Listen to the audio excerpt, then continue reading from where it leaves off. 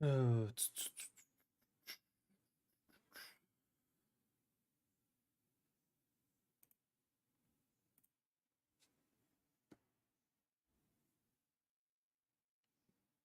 what was I about to do?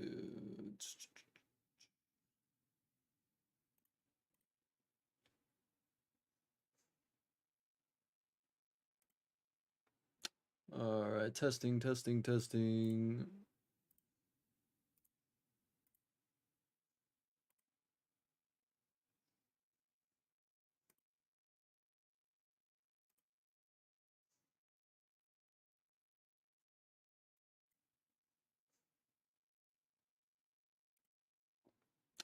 All right, testing, testing, testing.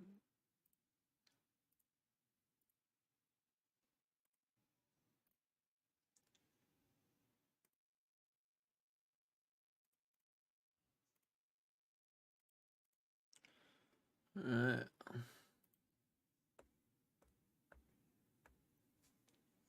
I want to know. Let's go to one peg. So I know they wiped the other day.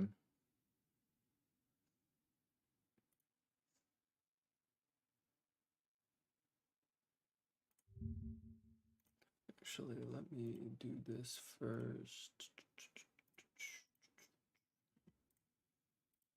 No.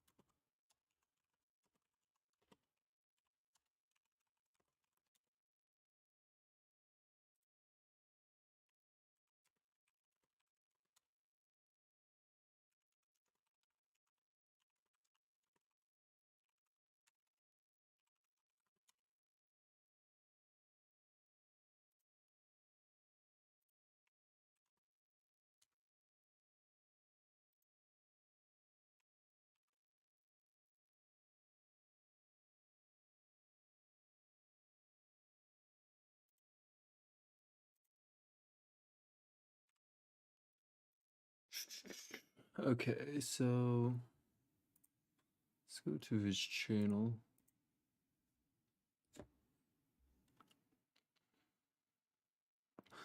When was the patch? 4 days ago now.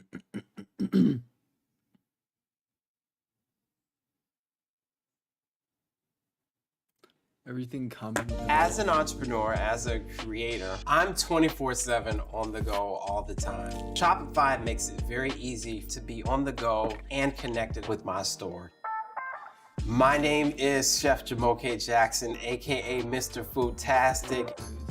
I am a creator. I also dabble in all things food. My very first product on Shopify was my spice line. It literally took me a day to get up and running. I can Hey, hi, hello, everyone. Hello, hi, hello. My name is One Peg. This video is about the podcast that happened late last night, in well, my time zone late last night, between myself and Terry Sangwa Park, the CEO of Iron Mace Games, to discuss the upcoming mid-November patch, which, for those of you that want to know, is going to be slated for November 22nd. Wednesday, November 22nd, in the GMT time zone, most likely in the evening, when it's the 23rd in Korea, when they get to the office in the morning. That's when you can expect to see the patch, I guess, being deployed. That is at least the target. Obviously, it could get delayed, but we will see. Now, just for ground rules, this conversation did not have anything to do with bugs or bug fixes. It had nothing to do with mechanics or class balance changes. All of those discussions are in SDF's wheelhouse, not Terry's wheelhouse. Terry was there to talk about content for the upcoming patch, okay? Now, there could be balance adjustments that come out with the patch. I don't really know. We will have to see. Also, no discussion in regard to anything legally speaking or the game coming back to Steam. Now, I can tell you that the reason why why it hasn't shown back up on Steam yet is because the Korean court has not made a preliminary decision insofar as to whether or not they're going to tell Nexon to stop pursuing the DMCA claim, or if they're going to have to tell Iron Mace to shut down. Either one of those two potential outcomes is possible. However, this was supposed to have been decided back in August. It hasn't been decided yet because Nexon has made repeated filings to the court prior to this decision being made, trying to show further evidence, even though this whole process was supposed to have had its doors closed to any new evidence, but they're still going. The judges, what I've been told is the judges in Korea are human, and therefore feel as though they need to give credence to any new evidence that were to show up, so they're going to listen to what Nexon has to say, and then, of course, Iron Mace has to respond, which further delays this process. So we don't have any type of preliminary decision or whatever from the Korean court as of yet. Because it's being delayed, though, it does look as though it's kind of swaying in Iron Mace's favor, given that if Nexon really had the proof that they did, they'd be able to just kind of close the door on this and be like, there you go, here's everything, just nail them to the wall, and they haven't been able to do that yet. So I don't think Dark and Darker is going anywhere for any time in the near future, which is good for us and good for them relisting on Steam at some point in the eventual future. It's just a matter of, I guess, getting the paper trail to stop being a paper trail. Anyway, this patch was about a lot of content stuff. That's what it's going to be about. Anyway, unfortunately, it seems as though it's a little lackluster for a lot of the people in the player base and the audience, worried that there isn't going to be enough content to be able to really sink their teeth into. Now, Terry agrees with this. However, they want something that's going to be ready, and they don't want it to be something that's going to be feel as though it's just a carbon copy of something we've already done. So with that, there are a couple of things that will not be in this patch. The first is going to be the new map. That is looking like maybe another month, maybe another 6 weeks from now. And the reason why is because of the AI. There isn't enough AI on the map, and it felt as though it flowed just like how Crypts did and didn't feel like a new environment or new encounter. I can tell you that the map is going to be an ice biome. There's going to be frost and ice, frozen types of creatures, and eventually the boss in that area will be an ice dragon. There will also be like frost giants, ice giants. Really cool ideas and very interesting, but unfortunately they didn't have any new media to share with us. But the AI, the monsters involved in this, are all being created by one person. Every monster type and their movements, their behavior, the attack patterns that they have are all being created by a single person in the office. They only have one modeler that does this type of work. They're looking for more, but they've run out of space, and they're trying to find new people to hire to be able to assist them in building this stuff up. But for the time being, they only have one guy, and that's the delay, more or less. So unfortunately, we won't have a new map. We also will not see the Druid at the point in time that the patch deploys. Again, they wanted to have the Druid be released, but they don't have the Druid to be available as of yet, mainly because the shape-shifting mechanic is starting to cause issues with where the camera should be placed for the eyes of the Druid as they shape-shift into like a bear. But for those of you wondering, there will be a bear shape-shifted form. You will turn into an actual bear, along with whatever other forms that you can shape-shift into. But once they work through that and are able to get that hammered out, we should see some initial introduction of the Druid, hopefully within the next month or so by Christmas. The plan is to try to get the ice map and the Druid available to us to play by the end of December as like a Christmas release. One other thing that will not be included in this patch, but has been confirmed to be included in a later patch, possibly even by January, is an auction house. Really not an auction house, more of a flea market where you're just going to have buy it now listings. You know, you list a sword for 100 gold or whatever it's going to be. That's what they're looking to add. So the cries of the public have been heard. Terry has agreed, SDF has agreed. They are going to build us some type of flea market system that will allow us to passively list items for sale and obviously allow us to purchase items that we need without having the additional downtime of sitting in and watching a Diablo 2-esque trade chat scroll by. However, Diablo 2 trade chat and that trade system will still be included in the game to be available for friends and whatnot to be able to trade items between each other. So never fear, don't fret, that stuff will still be available for all of us to be able to trade amongst each other. Okay, insofar as what is included in the patch, here's what I've got. First is a ranked system for High Roller. There's a brand new high roller ranking system that's going to be deployed. The idea behind this is that people will be able to earn themselves titles, and through those titles, there will be certain levels of awards, rewards, treasure, loot, whatever, that will be awarded to that person at the end of the season. So this is like a full seasonal journey throughout a 3-month period of time, whereby through high roller, you're able to earn higher and higher rank marks that will denote you as earning cooler and cooler stuff. At the end of the season, when the new season switches, so again, every 3 months being what it is, this would be December, January, February, say, of 2024, when the season ends, all of those rewards would be then given to you at the beginning of the following season. So you'd be able to start kind of with a jump start into the following seasons thereafter. Now, those 2024, when the season ends, all of those rewards denote you as whatever that will be awarded to that roller. There's a brand new high roller ranking system that's going to be deployed. The idea behind this is that people will be able to earn themselves titles, and through those titles, there will be certain levels of awards, rewards, treasure, loot, whatever, that will be awarded to that person at the end of the season. So this is like a full seasonal journey throughout a 3-month period of time, whereby through high roller, you're able to earn higher and higher rank marks that will denote you as earning cooler and cooler stuff. At the end of the season, when the new season switches, so again, every 3 months being what it is, this would be December, January, February, say, of 2024, when the season ends, all of those rewards would be then given to you at the beginning of the following season. So you'd be able to start kind of with a jump start into the following seasons thereafter. Now, those adventure titles and whatnot, back towards the rear of the APC, and in comes G2. Simple! kind of look like this. However, the information kind of at the bottom, the titles, the awards themselves, all of that stuff is complete placeholder information, so please don't assume that that is what you're going to get. They actually don't know just yet how they're going to set those awards up and what those rewards are going to be, but that will be more or less the form of what it's going to be. So this is what it will roughly resemble.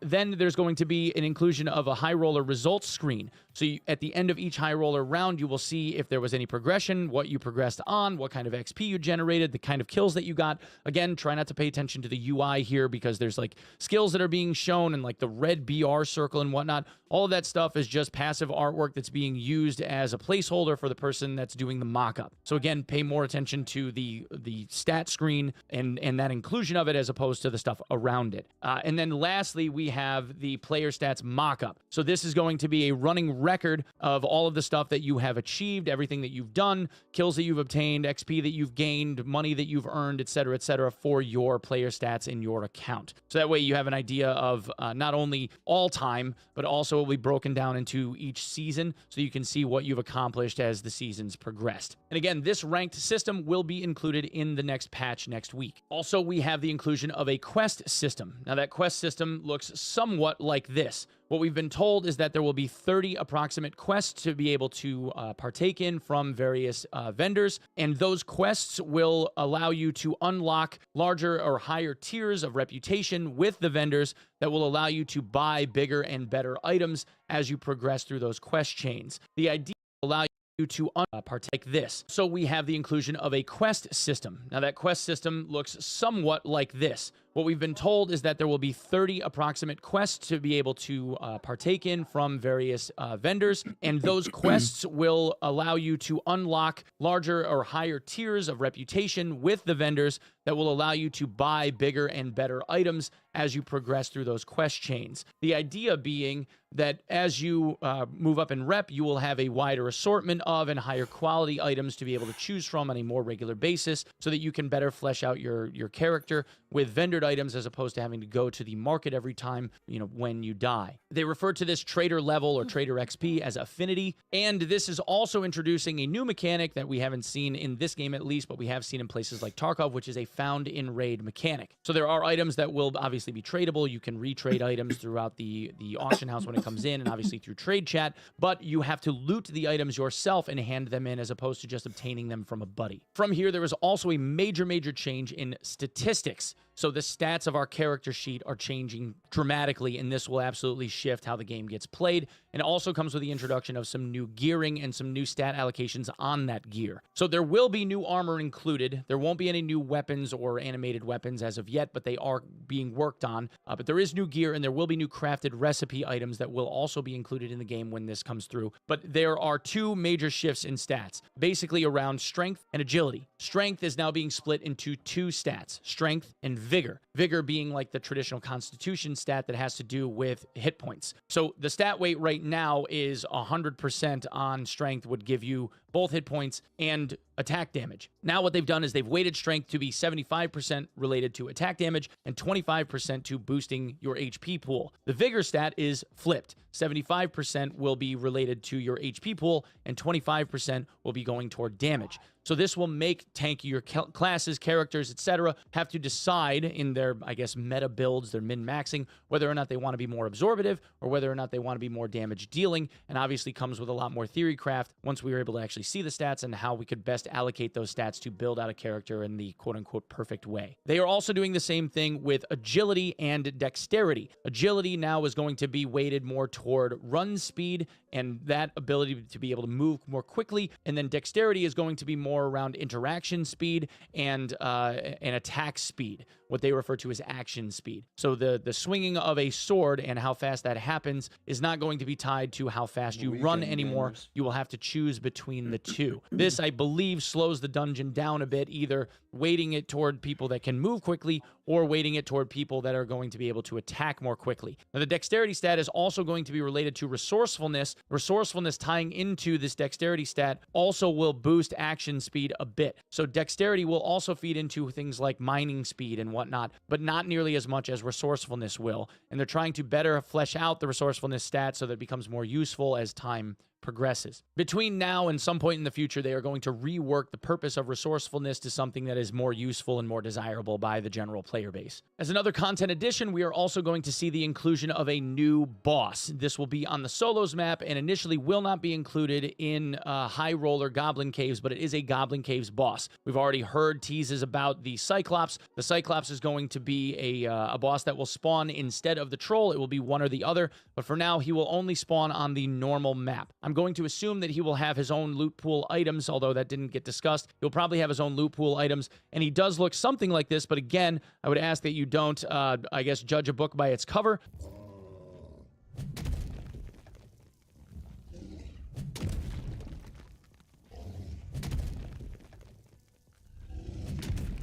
So that's what we have to work with. There's obviously some polish that needs to be put on him.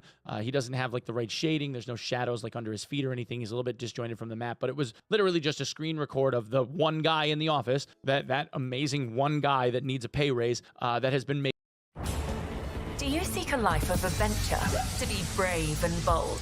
Perhaps you seek Making all of the character animations and all the modeling and everything. I mean, yeah, they're store-bought assets, but he's still got to dial everything into what they're expecting to get out of the game, correct? So that one guy is still working on finalizing the Cyclops. Obviously, they have another week to finish it, and that will be out for the next patch. Okay, really now for the things that people are looking toward on, like, I guess, the miscellaneous side of things. Quivers are not going to be included in this patch, and neither will backpacks, although it is something that they are looking to include very soon. The problem is that the system that has something to do with backpacks and quivers and their access is something that's being tied to resourcefulness, or was always tied to resourcefulness, and they're trying to hammer out details.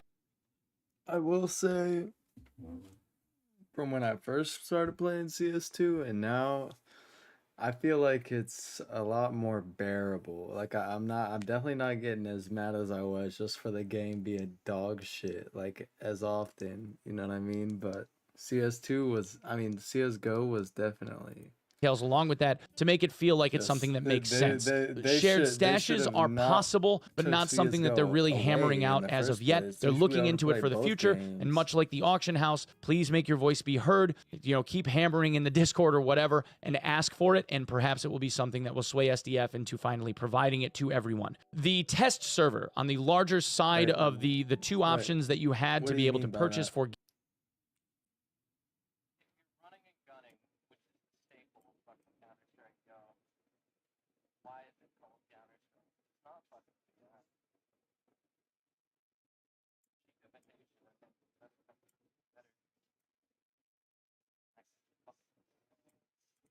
game packages. You had a $35 package and a $50 one. The $50 one came with this little blurb about a test server. That test server is like a player test realm for experimental builds of the game, like a hardcore mode or a solo self-found mode. Things like that we have a curiosity about as a player base and want to try, but they don't necessarily want to just force on everyone in live. That's what that test server will be for, and they're looking to spin that up in the near future. A friends list is being worked on and is likely going to be included in the next patch. It's possible it could get delayed by another week or two, but a friends list will be here very, very soon, most likely next Wednesday. A big ripple that went through the community over this is the inclusion of a new MMR or matchmaking system. MMR meaning like matchmaking rank points.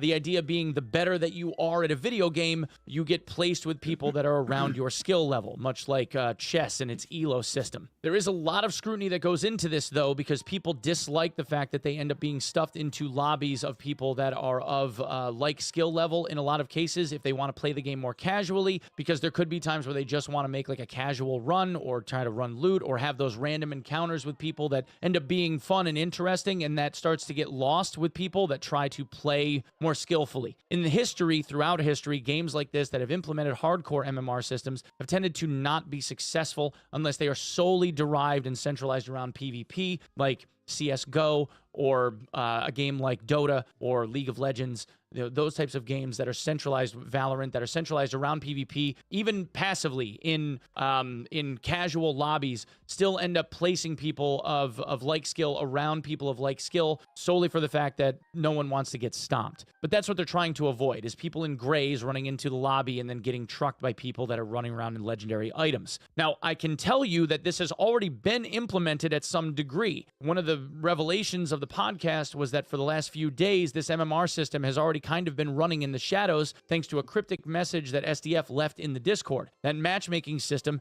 has already sort of kind of been going on. So if you've been feeling like every once in a while you're ending up in a lobby where there's a bunch of Timmies running around that have no idea what they're doing and you're kind of scratching your head as to why, that's why. It's because you got steamrolled for a raid or 2 or 3 in a row, and it started putting you in lobbies with people that weren't necessarily as good as you are. Let's say. Conversely, if you've run a bunch of matches in a row and you've done really well, you could suddenly find yourself ending up against guys in purples. It's kind of just what's been happening. However, this isn't the final iteration of that MMR system. There is a very, very large revamp of this system that's being included. And according to Terry, he believes that we might be pleasantly surprised by it after the patch goes live. I have my reservations. I'm not going to lie. I do, because I worry about MMR systems like this. But if there was ever a time to be able to try something, it would be now. We are in an alpha test. Might as well try it. Somewhere around January-ish, they are going to include your chambers. So think of it as you're an adventurer in a tavern. You will have the ability to get your own room that you can then customize. Eventually, at some point, there's going to be the inclusion of things like trophies. You'll be able to hang trophies on your wall if you get large boss kills and whatnot. And they are looking into the idea of eventually having some form of crafting system, passive crafting and whatnot, that you'd be able to accomplish as a casual player to be able to feel like you've made some amount of progression, even though you're getting, I guess, smacked in the dungeon. Last but not least, in regard to the fixed portals, and I guess I should speak to this as well, on the new map that they are toying with the idea of not having a BR circle at all, which would be very interesting to try and play with, and instead utilize the the idea of having that fixed portal system that we've seen in the last iteration of the game, where you have these fixed locations, these extract locations that open up randomly on the map throughout the map as you're moving through it. They're trying to toy with that idea on the new map once the new map releases, and they're also looking at more tweaks and finalizations to those fixed portals on the Crypts map as time goes on, just to get people an idea of what they're trying to finalize, whether it's too abundant or not abundant enough. They're kind of tweaking that in, and they think that they're kind of honing in on where that's supposed to be. Terry ended the podcast by stating just aloud that he really appreciated the player base's support and everything. It's been overwhelmingly positive for the most part, and I guess I should also speak to this. We did talk very briefly about player numbers. There's a lot of people that have talked about how the player numbers have been dropping off at a rapid pace, and it's nowhere near what the concurrent player counts were, because you can see them in the player list if you go and look at it.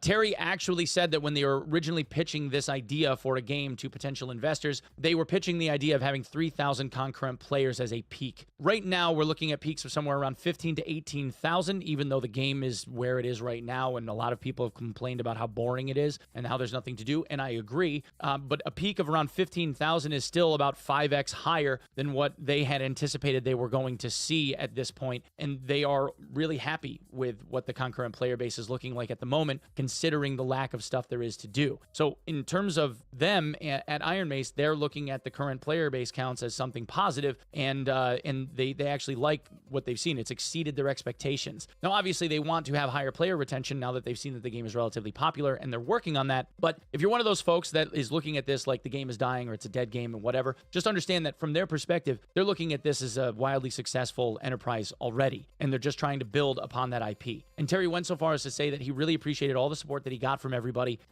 throughout the course of time that they've had to deal with the legal issues that they've had, and he looks forward to supporting everyone moving forward, and he's really listening to the community. They all are, and they're trying to be as responsive and receptive as they possibly can be. And I, for one, agree. I don't feel as though this is like a money grab situation at all. I feel as though the devs are on top of things. I genuinely feel as though they listen to people. And look, I'm coming from a background of Tarkov, right? Where for a long time, I felt as though the devs really didn't care. And in some regard, I feel like they tend to blatantly overlook egregious issues that we would really love to see remedied. But I do not get that vibe from this dev team. I genuinely feel as though this is a bootstraps operation where they are trying their damnedest to please everyone, which is an impossible task. And they are trying to be as receptive to the player base and as reactive and responsive to the player base's wishes as they possibly can, while still trying to generate something that is within their vision. And I got to respect it. I'm sure there are people that are going to be very critical of the lack of content that is being presented in this patch. And I am also disappointed. I don't want to say that I'm not. I would love them to be able to work faster and get us more stuff to do because of how much we all love this game. But if I may be so bold, I would rather see something that is close to being complete when they give it to us as an offering, and something that we can actually enjoy, as opposed to just slapping some content in front of our faces for us to then critique as being incomplete and not ready to have been presented to us in the first place, if that makes sense. Anyway, guys, thanks so much for coming and checking out the video. If you would be so kind as to sub the channel here, I would love to see that. It really, really does matter. Thank you so much for lending me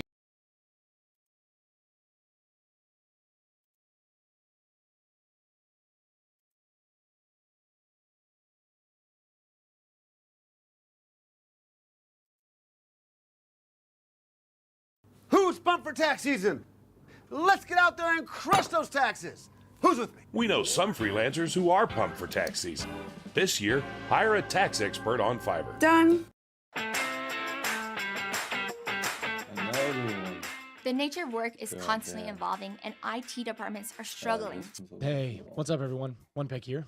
We've all had a few days now to settle into the patch. And even though there was a bit of downtime due to a hotfix that fixed an issue with quest turn-ins being able to be handed in multiple times due to server lag, it seems that the patch itself overall has been a win for Iron Mace. At least, that's my opinion. Oh, and you'll have to forgive my voice. I'm still getting over a little bit of a head cold. There are a few issues, though, that I want to go over and give my impression on things that need to be improved upon as Iron Mace continues their dev cycle. First, let's talk about the matchmaking changes. Normal dungeons are currently capped at white quality items and below, which means that you aren't going to be able to see anyone super geared in the dungeon, and the game mode ends up playing a lot more like a BR. Unfortunately, this also means that for certain classes like Warlock, that the idea of running normal dungeons with very little healing gear feels like a pretty harsh disadvantage when compared to classes with tons of survivability like a cleric, a ranger, or a fighter, especially if it's a cleric or a fighter that have campfires to bring in with them because of restoring spells and second wind and that kind of stuff. Given that the enemies you're fighting are significantly weaker than that of High Roller, except for the Cyclops boss in normal GC, who's apparently bugged and unable to be beaten due to a bugged combat mechanic that was introduced with the last hotfix, which I don't think has been fixed yet, the survival likelihood from PvE is a lot higher, and the lobbies and normals now feel a bit more social, minus the people specifically running places like Ruins, where they need to go in order to be able to get certain quests done. There is some criticism from the community about a lack of High Roller mode for Ruins, but the devs have already acknowledged that they're working on it, so try to stay patient. We'll have more on that mode soon enough. I'll say somewhere around maybe a month or so, we should see an HR Ruins. Speaking of High Roller, with the normal dungeons capped at white quality and below for entry, everyone has basically decided to head into High Roller now that HR is free. The most interesting thing that's come from this is that HR feels super busy now, and lobbies are almost always full in HR at peak times, something that we haven't seen until very, very recently. The struggle here for people is acclimating to the shift between normal mode and HR PvE mobs while still trying to stay ahead of the circle. And then, of course, there is the Inferno HR level for the extra challenge, but the more time that you spend in that, the easier it should get. Most people that are capable of farming it tend to do so with cheesing methods that the devs are starting to button up as well. Several spots that at one time were able to be exploited, like standing on top of shrines or standing in certain areas that break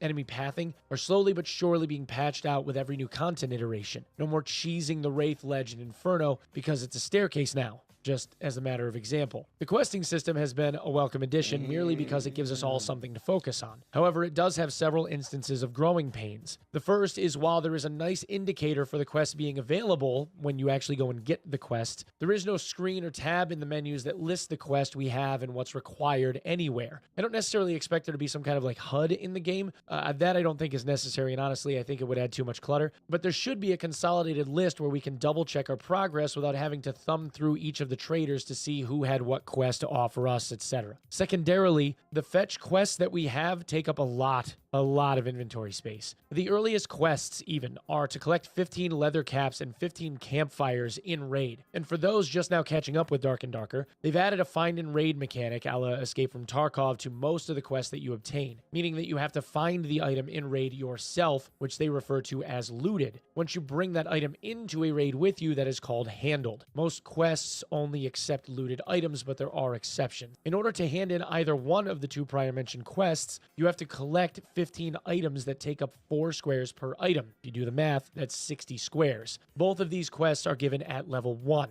This means that at some point, campfires and or leather caps that you're collecting could occupy upward of 100 to 120 squares of a 240 square stash tab. This, of course, is in addition to quests like find one of each bangle, which is 11 squares, or 15 ceremonial daggers, which is 30 squares, etc. Currently, these quests have to be handed in with items all together. They have to be handed in all at once. There is no partial hand-in system, and that needs to change. I reached out to SDF on the first day of the wipe and asked them to make that change. It's an important one given how limited our stash space is, and they said that they would work on it. In the meantime, if I were you, I would focus solely on farming 3,000 gold as fast as you possibly can to buy yourself a stash tab in order to use it for quest item storage. The headache it will save you is massive. Also, the quest system has a janky mechanic that has kind of plagued the game from the start, and that is the last hit system. There are quests, for example, where you have to kill the Lich 15 times. In order to get that done, you have to be the person to last hit the Lich yourself. Larger kills and credit for those kills are not a group earned mechanic. This obviously needs to change, especially given time constraints of the player base, as well as any competition for boss kills in crypts, as the final bosses of each round are not something that are just easily farmable by most players and require some amount of proficiency with the standard game loop from start to boss kill, taking somewhere around 20 to 30 minutes. The new stat system that was implemented saw a bit of a shift in overall stats, giving most classes a few extra HP worth of health on the onset, but saw the scaling of HP combined with damage significantly diminished. And it's the same with attack speed and run speed, although it really doesn't feel like it's all that bad. Again, High Roller being as busy as it is, had shifted the game significantly to where finding relatively good gear in a very short period of time is now a thing, and that's all but removed the need to sit in trade chat trying to find amazing loot, as you can spam HR with your buds or even solo it to obtain it yourself with minimal gearing, assuming you aren't a warlock.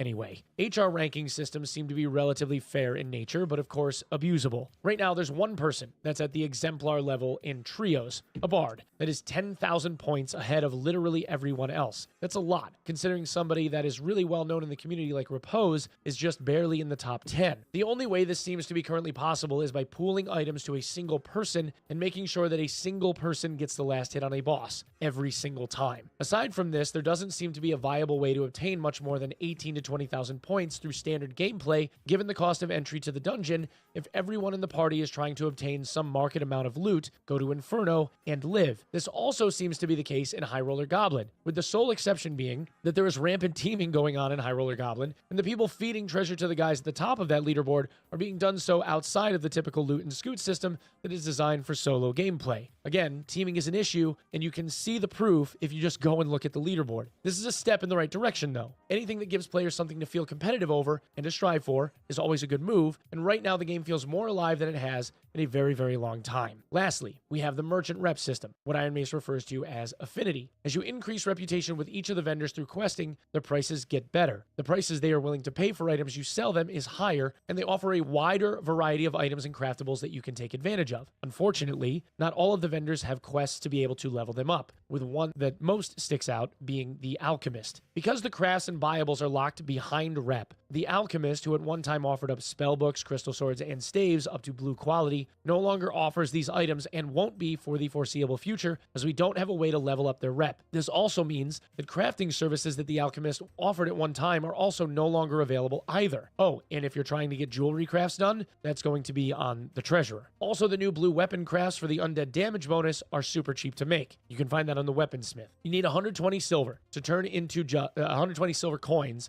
to turn into dust at the Alchemist, and a green weapon of whichever type you're trying to make. It's like 40 gold worth of silver and a found green to make a 15% bonus to undead blue quality weapon. Super worthwhile for a decent cheap blue. Again, the crafting problem with the Alchemist is something that I mentioned to SDF, and something that SDF said they will be adding in a future patch when they add more quests. So for now, if you're a caster, you'll have to loot stuff that you want or use to, or buy it from the market, I guess. Anyway, guys, that is what I have for my patch impressions video. Overall, I feel like this is kind of a win. I'm having a lot of fun, believe it or not. And so far, there doesn't seem to be a whole lot of people complaining outside of people that are trying to get certain tasks done and are being met with a lot of competition, which is frustrating. What'd you say?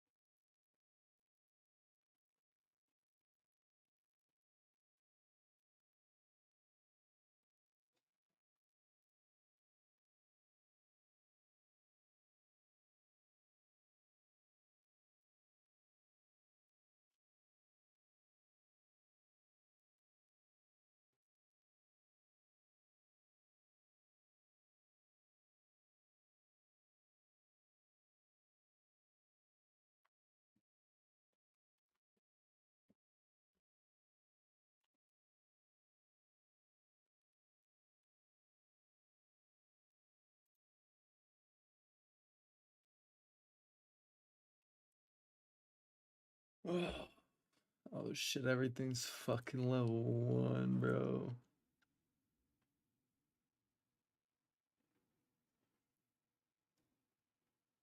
Hmm.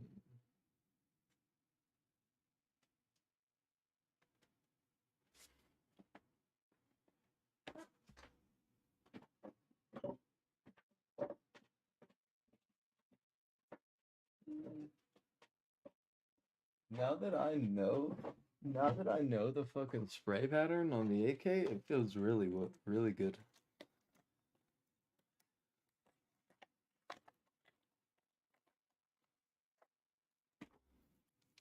I thought it felt like shit at first when I was trying, but I've practiced it like quite a bit. I'll just go in fucking aimbots and practice the straight transfers.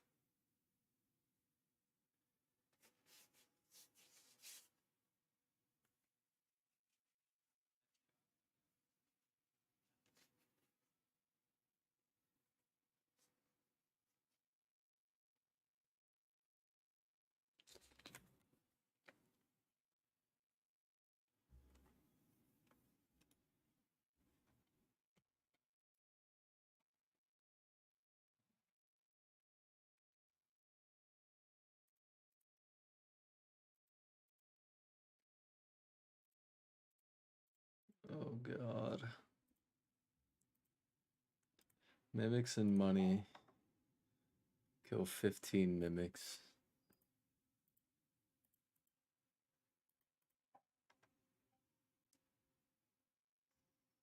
Skeleton archers, skeleton footman.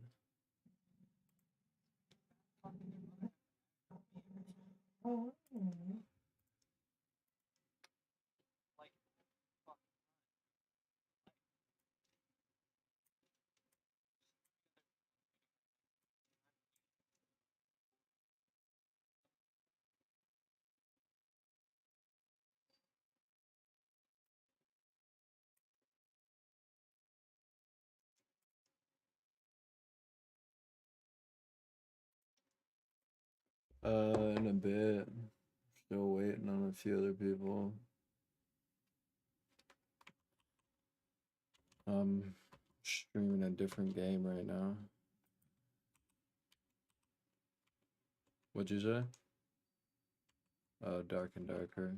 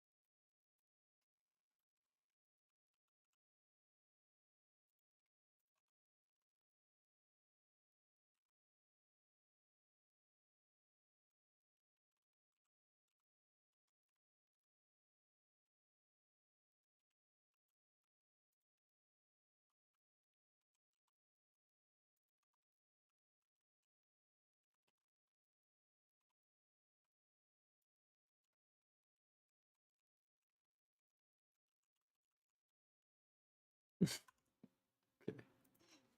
I forgot that respect's right there.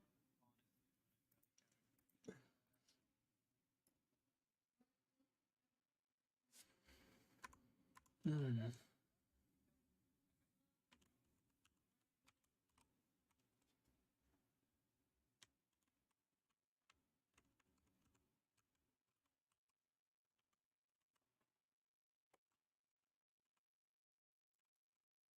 Oh my.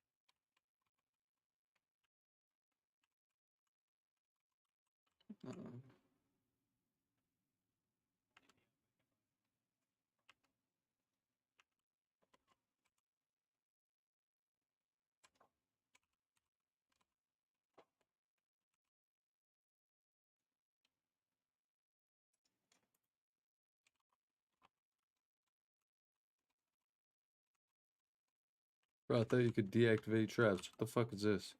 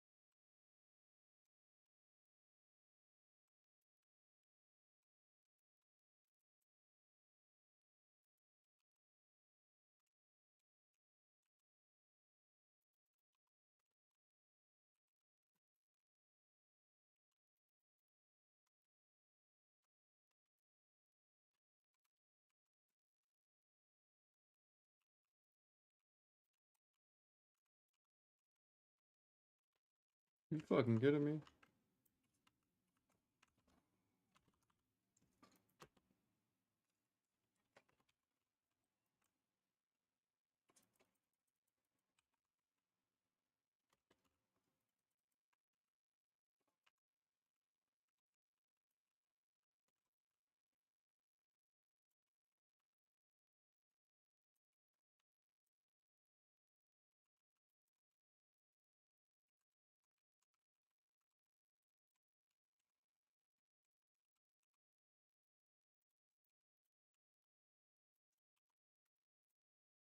Finally, holy shit.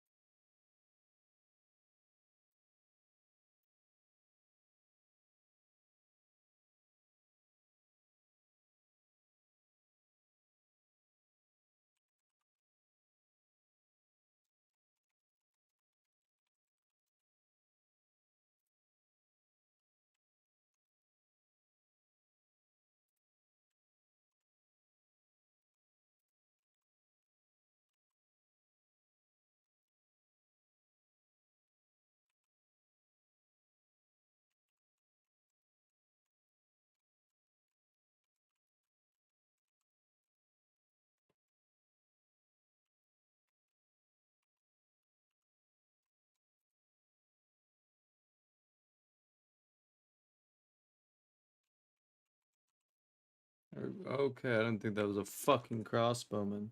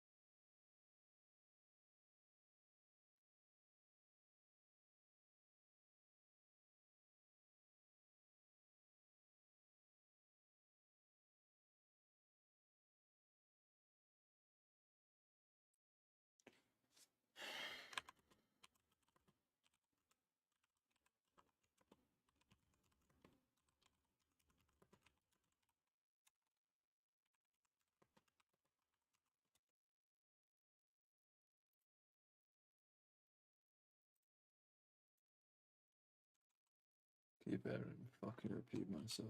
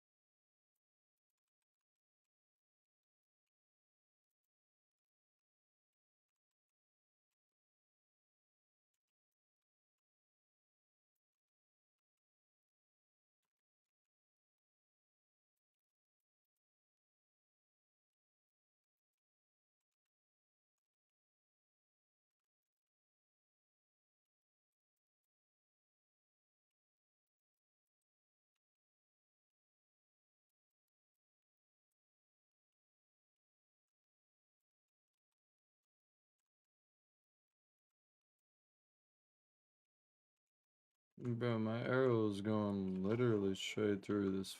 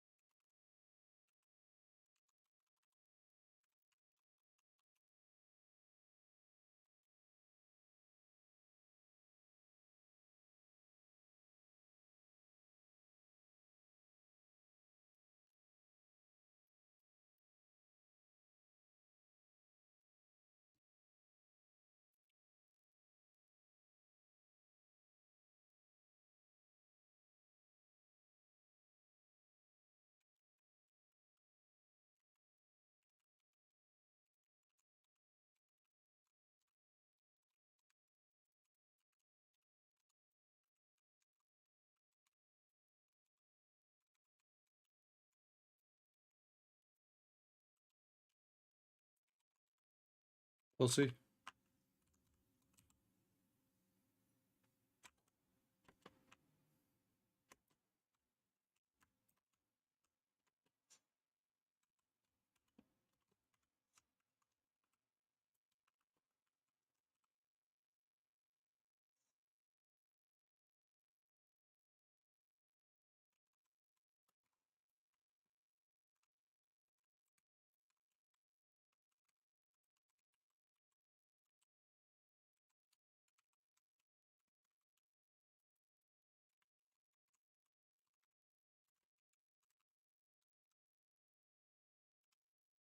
Yeah, bitch, you better fucking run.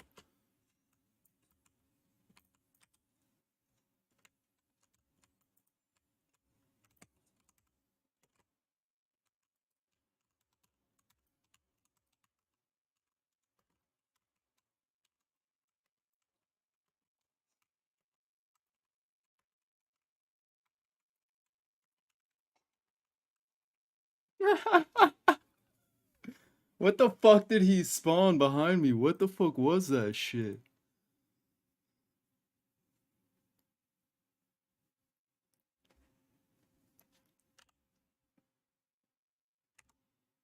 No, no, no.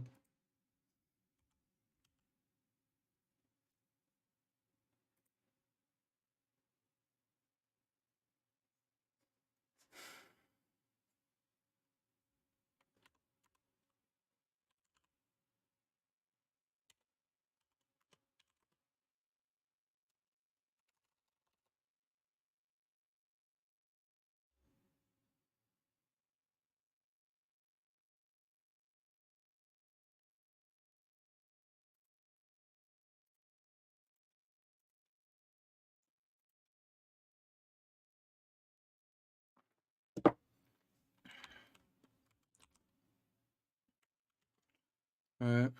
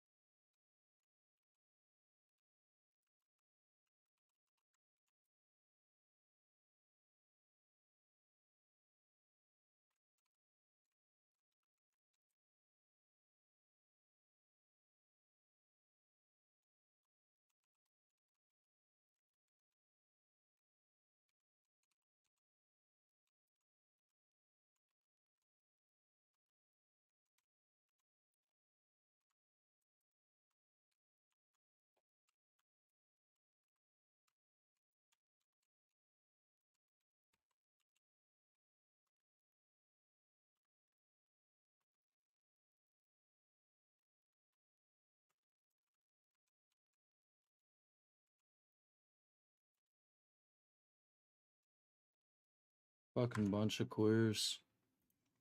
Fucking off yourselves.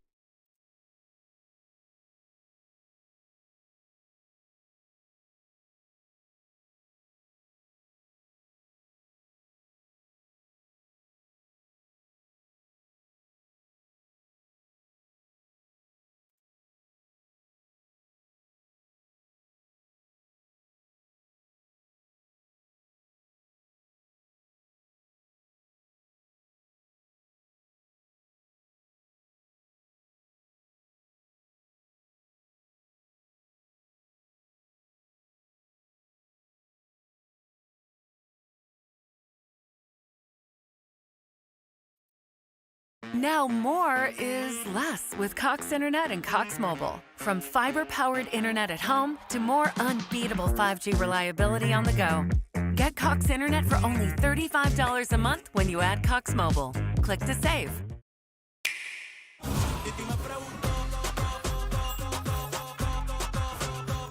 Instead, this will be the new intro. So today is going to be our first practice on Nuke. We have Farrell for his first official practice. Last time we did a match with him, so he's played with us before. This is our first practice, though. We're going to talk Nuke. It's one of my favorite maps to IGL. I have a really interesting system that I like to operate around, so hopefully we can kind of explore that a little bit today. It's just how I like to play the Opper on CT side, and yeah, it's hopefully going to be good. Been digging the team Bro, play I videos? I don't know am glad to why I'm recommend. sitting here Welcome. You're typing at to you. actually at a I'm fucking this is retarded. it live right here. Yeah, no. So if you guys are We watching just on the chilling More right Austin now, channel, bro. come What's check out going the on? stream How's your sometime. Link night? is in the description. If you guys are on Twitch, exclamation point new in chat, go sub to the channel in case you ever miss a team practice. It'll be uploaded there. Okay, let's hit it. All right, guys. You guys here? Join the server. I'm loading. Okay, so Logan's not here, but it's not that big of a deal. We'll talk about that in a second. Farrell, I figure you're probably gonna play A, like we talked about with Logan, but we won't talk about that until he gets back. Just in your ramp, Cactus, this is like your outside slash kind of I wherever was you dead want ass sitting here fucking as the typing to upper, you and for I'm no actually reason. I just don't gonna know be fully why. deady outside. I didn't even think So about using my mic. I think like to start off, the way I really want to play the op is I don't really want you ever outside like to start unless we're against like I don't know, like full buys, or if you get like this spawn, like the best spawn for outside, I don't really want you to start outside because most people are gonna like avoid that, you know. So instead, like I want you to do the old-fashioned start, like probably 50% of the time. Like you just come up here and just start by holding hut.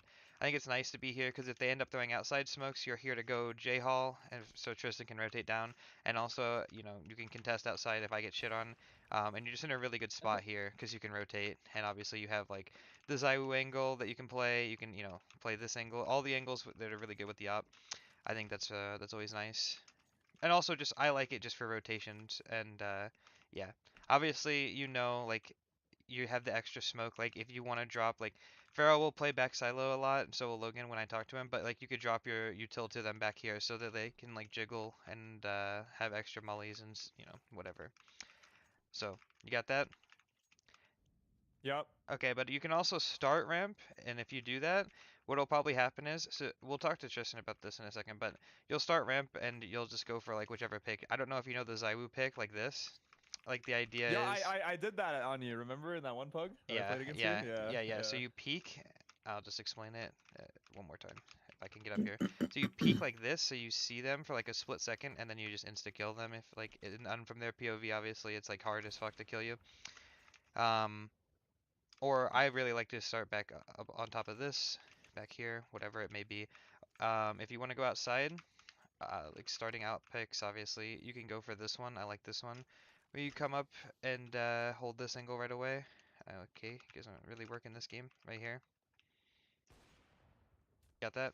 I can probably throw a better smoke for you. We could probably start throwing this one for glaive, so you can come up and hold this angle and then get away. Do I beat them there before they cross? If you have a good spawn, it would only ever call it if you had a good spawn. But yeah, we'll find a version of the glaive smoke that lands, so it's better. Probably like this. Yeah, that's like the CS:GO one. You can go for this pick and get away. Just make sure you use this so you don't get spotted from silo, because people will try to I swing see. and kill you, Yeah. and that thing will save your life when you're running back. Yeah. Okay. And then obviously, you can start garage. You start garage, hold for the jump spot like this. And then, yeah, if you even wanted to go for like a red pick as well. I'm only talking about the op, by the way, because I want to structure most of our rounds around him. So I can also hold this for you, Cactus, for like red flash pops up on top here. It blinds everybody. I can also throw like one that pops more in front if you want, or I can throw like one like this for you in front of red. Any of these are fine. But yeah, you just start here, or you can obviously start here. Or you could I really like that. I like start starting lower. secret. Yeah, you can start lower. This angle is insane. People like to opt this one. Like we like let them down, and then you just opt this angle because nobody's checking you, and you can just fall back and just keep holding new angles. Yeah, play it like So overpass. basically, like the entire CT site is structured on like where you want to start, and I'll tell you a little bit about how you should start, and you can also pick like whatever like you want. Like if you have a good spawn, you say I'm gonna go for this, and then we'll call an adjuster on that. But definitely like the op is probably the most important thing on CT side, just because there's so many options and it's so impactful because the map is very compact and you can always see everything from everywhere. If you're in the right spot, that is. Okay, so that's a CT side op for you. When Logan gets back, then we'll talk about A. I'm back. Oh, he's back already. Holy fuck, he did get the world record. Damn. God damn, world's fastest shower, no cap. I even did like an extended category where I rinsed out my eyeball.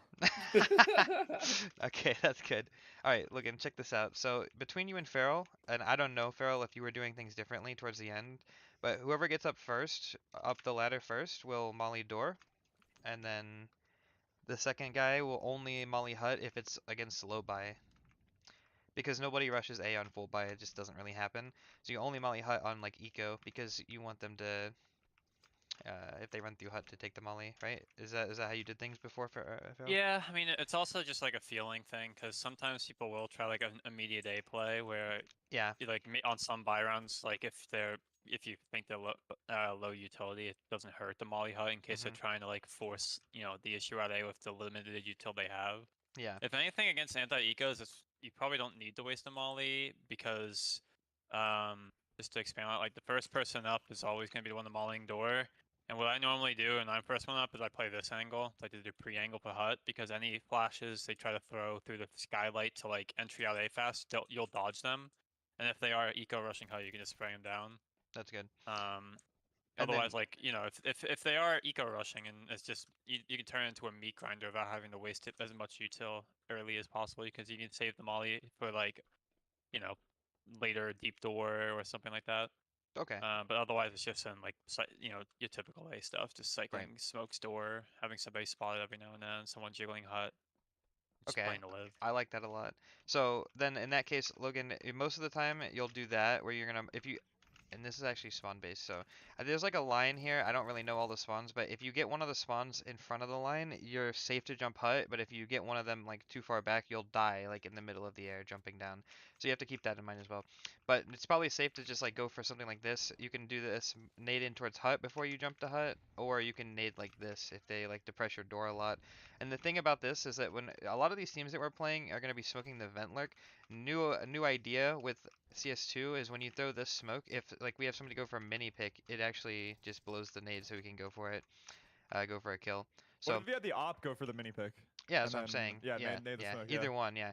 So I like this nade for Logan. I think you know this one, Farrell, for when you're coming up, because you can nade this and then you can like kind of peek. Forget the smoke is there, but if they like rush A, you'll What get a y'all lot of kills doing? like spraying door. But yeah, I mean, Farrell, I guess you can kind of talk looking through crossfires if that you like want to do.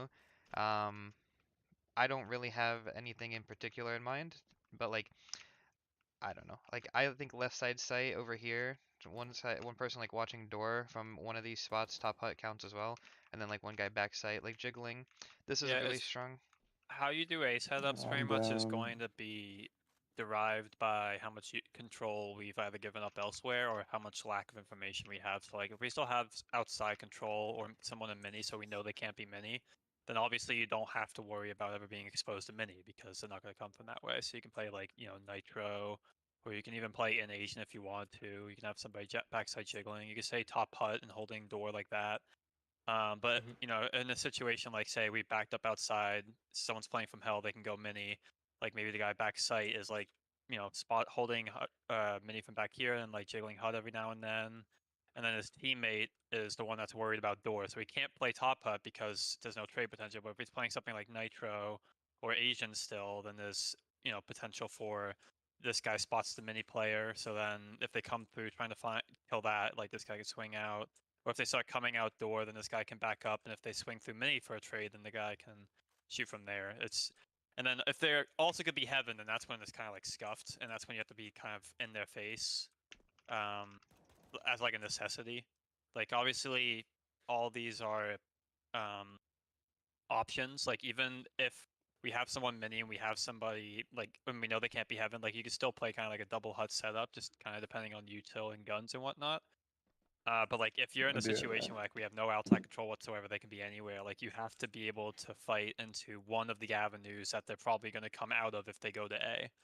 So like you could have somebody, play against this wall in hut, holding the advanced push, and somebody maybe like spotting heaven from inside hut with a mini cross, and then if it starts coming into A, you fight into hut to keep lobby. He's Because spitting. there's no way you're going to keep the site from 1, 2, 3, 4 angles between 2 people in like that late kind of a round situation. So it's just better to pick one avenue that you think they're going to come from and say we're keeping this with our lives if it's the last thing we do. And usually that's going to be hut because it's a bit harder to play double mini, and it's obviously pretty hard to play double door. You can have like someone close door, but then this other guy kind of has to be like spotting heaven for him or mini as well. And then that just leaves hut entirely open, so it's a bit of a mess. So realistically, like if there's ever situations where with that screwed in information, then we have to play in their face anyways. And if they go to the other side like B, then it's just a save anyways. Basically, to summarize what Farrell's saying, like their A And then, setup yeah, is just gonna like before change getting to based that on what's point, like going just on. Hold same on, as usual I'll smoke deafen him. rings. Their A setup is gonna change depending on the info. So like if we give up outside, like if I'm outside and like I get smoked off and they can be down secret, then obviously like what you would want to do then is you want to play because they can go mini. So you want to play like for hut, or maybe you want to take lobby, right? Maybe you get like the ramp player pushes up and you like crunch this area and it just kind of works out. Or like if they can wrap heaven, like if they get stuck, then they want to like play for a setup where they're spotting heaven and also mini. Like this spot was something they talked about a lot, and then like kind of going from there.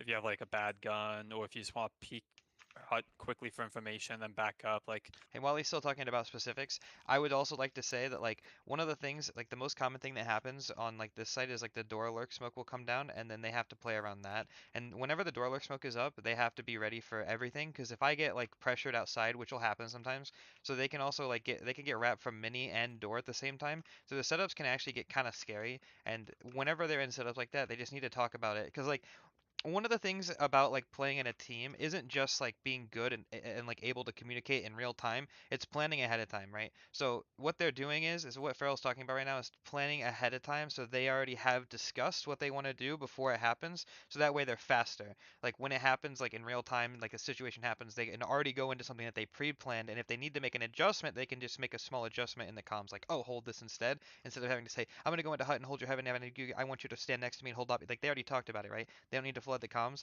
It's just pre-planning and stuff like that. It's like things like this that people really just need to like work on as a team. Theoreticals, if you will, especially on CT side.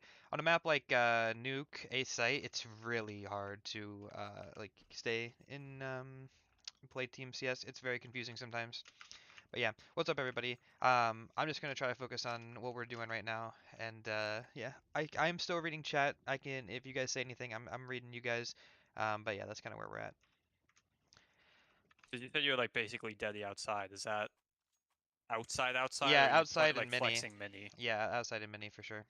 Okay, do you remember the shiny flash? Yeah, I do. It's from Asian Vent. So I threw it from here. There was a, it's not the same texture, Sedge, but there used to be a scratch in the vent. But you aim at the top of this light. If you can find a lineup where you're aiming at the top of the light, that's the flash. From the front of the vent. Oh, it's different texture again. Top of the door, I guess will do.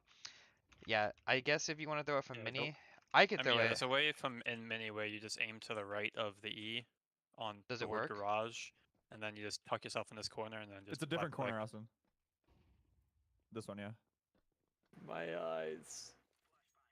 Yeah, I see. Yeah, this A little flash more is to insane. the right of the E. Yeah, this flash is insane by the way. I don't know, but like all of lobby. So like if you're ever in mini and we want to do like something at the hut, like I can call for you to throw that flash. If not, I Yeah. can always cross and go and throw it. Okay, I got it. Yeah, I like this idea.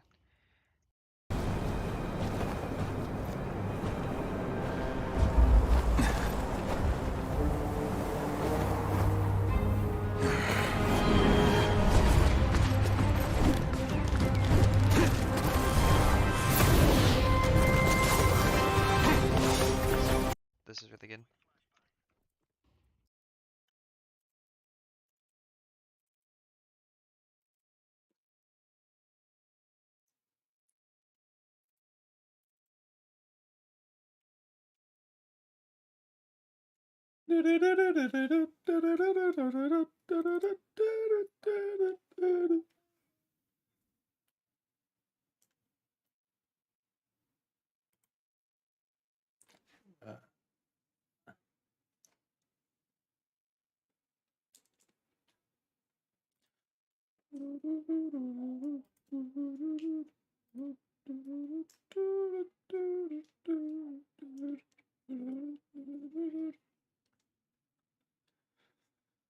Oh, I got my Faceit points, I guess. CS2.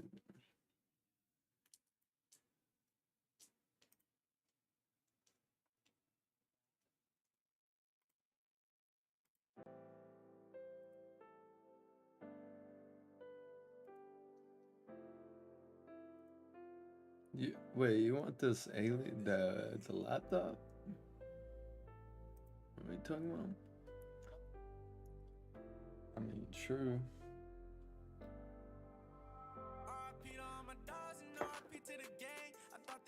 Hey, shawty, like a melody.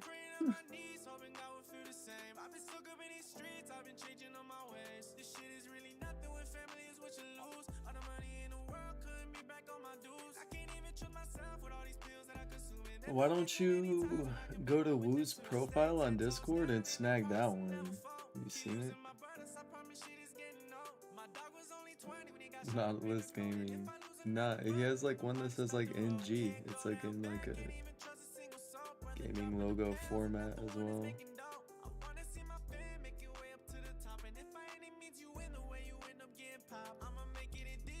Yeah, I'm not saying. I didn't say it's specific. I'm just saying it's there. You can use that. Not have one.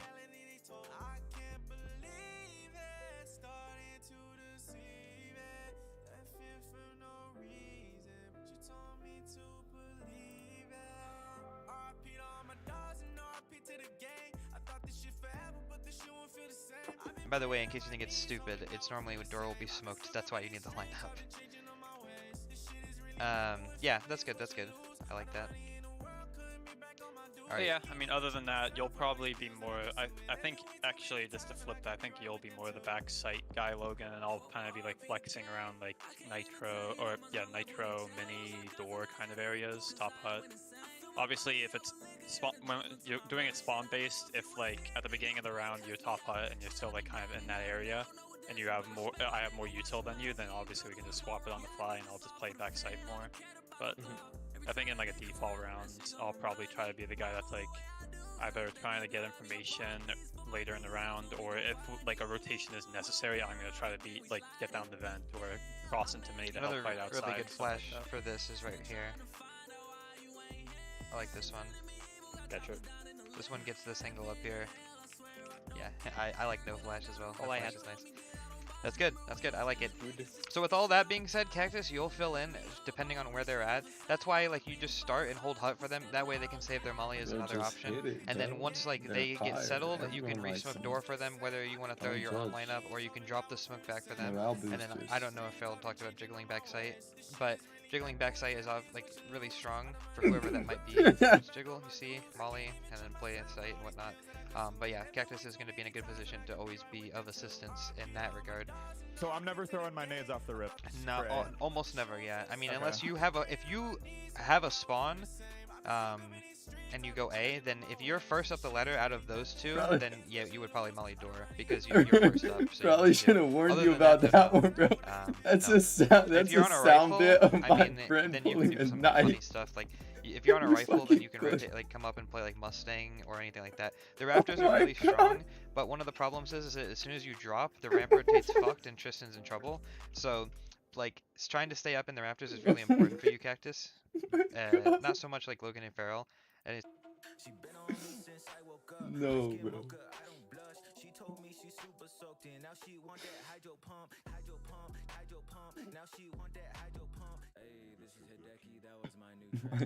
It's an option always, but yeah, playing up in the Raptors so you can rotate is always important. But yeah. Anyway, so let's start over here then, Tristan. For you, I don't really care how you play ramp, but sometimes like we'll have other people start with you. Maybe we'll boost you up on the thing or like whatever. If somebody ever starts with you, make sure that they throw the stuff for you so you can save your molly and smoke so that they think that there's two ramp, because people always think that. And yeah, between me, you, and Cactus, all three of us will have the option to start lower. So if Cactus comes in ops ramp, you'll go down lower. If I come outside, if I want Cactus to op outside one round, I'll start lower, or you know, Cactus could start lower as well. Like all these are options. And in that case, you know, the one guy would molly and then he'll come down. However you decide to play lower is up to you. I mean, if you want to do the thing where you like blow the door open or whatever, and then you come here and jump spot, I don't care. This is fine. Or you can come up and push secret. Any of these things are fine. Just starting one lower, coming up to P secret if we get the chance. We'll probably do that a lot of rounds, especially on teams that are really reliant on throwing outside smokes. If they do this a lot, we're going to start one lower a lot as well, right? So that's about it. I mean, your ramp, however you want to hold, you're on your own, so that's just up to you completely. Just, you know, make sure that if all else fails, you're always playing to fall down the ramp. Play your life. Ramp is not a bomb site, you know? Yes, sir. Oh my God. Yeah. Is it the exact same as you stream? Who did? You show me a door molly lineup? Yeah. So it's like this. I just aim above this to the height of this and run through. That's what we Yeah, do. Kuda likes See, that I one, lost my bro. momentum because I stopped. But if you do it in one smooth motion, T-side? then it'll land. Yeah, let's talk T-side. So we need a smoke pitch. Who wants to do it? It's between Farrell and Logan and maybe Tristan. Or me, I guess. I could be smoke bitch. Yeah, okay. I By should the way, not Logan, I have- realized why you were missing your cross smokes from back here. It's because you're bad. That's just because you aimed at the wrong spot. Anyway, so do you need to know Jesus this, Farrell? Christ, bro. You showed me. Oh, I did. Okay. So I know those two. I just remind myself of the red cross smokes. I know a hell smoke from not from back here, but from up there. this one, oh, I missed one. Uh-oh. Uh-oh. Like I'm sure this smoke is known, but you do a hell smoke from this corner of the fence by aiming at the left side of this and then just run jump throwing. Yeah, that after a one's while. really good. That one's good. Okay, so for the most part, the way I want to set this up is I'll be outside, Cactus will be outside, and then we need a dedicated lobby player. Oh shit! I guess that isn't Farrell. Ah, I mean, it could shit. be after I I've throw played, like- smokes, but Wait, roll-wise, this is about to be bad. Okay, I think. Oh, I don't know. I want to be outside trying to control like the pace of the rounds, so I need to be out there. We need a lobby lurk that's like. I mean, I can always It go shouldn't in be after you. throwing the Yeah, he smokes. has it It's really just someone bad. has to go It's in gonna there be Tristan. early. It's one of the worst cases Yeah, I've so seen. Tristan, Yeah. you're gonna be the Men do with dedicated lobby guy. autistic We'll talk people outside for in a a living. second. Basically, what happens, Tristan, is you want to always play in lobby, whether that if you're by yourself on the roof, or back here if you're by yourself, like Rops. I mean, genuinely, Yeah. like if you want to watch demos, just watch Rops demos. Like anything that he does whenever he's by himself, just do it. Like it's a solo thing. Just play your life and have impact. Oh my god. But other than that, you and Logan will be in here together. Or All right, Farrell. yo, let's. You, Logan, let's, Farrell. I'm sitting here watching CS:GO happen. Let's make CS:GO happen.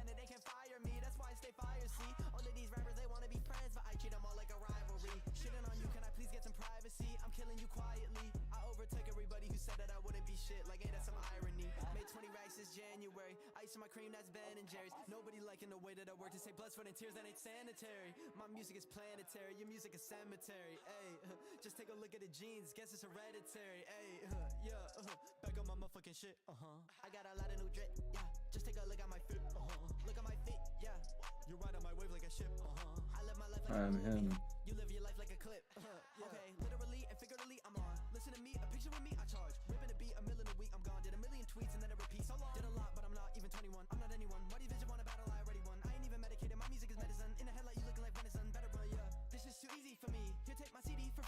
I mean, you can just get them a band, that's it.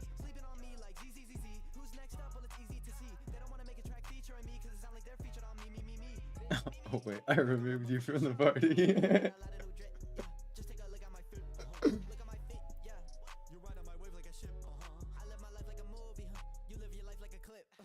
Bro, that is fucking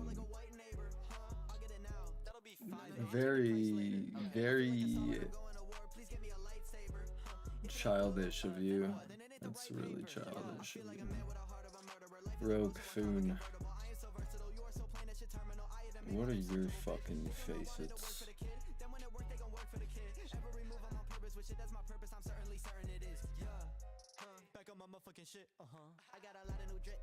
Jesus Christ.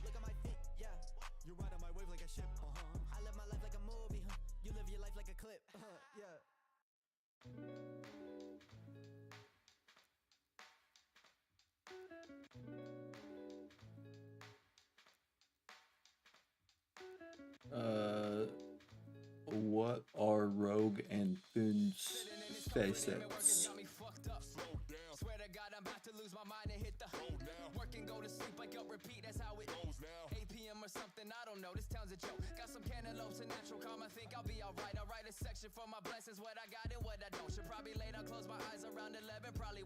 Oh wait. Okay.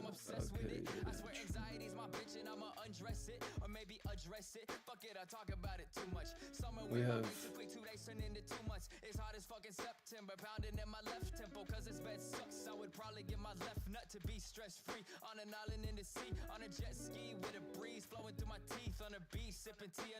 I added Ryu Rogue. And I added you Spitz. I added y'all on Faceit.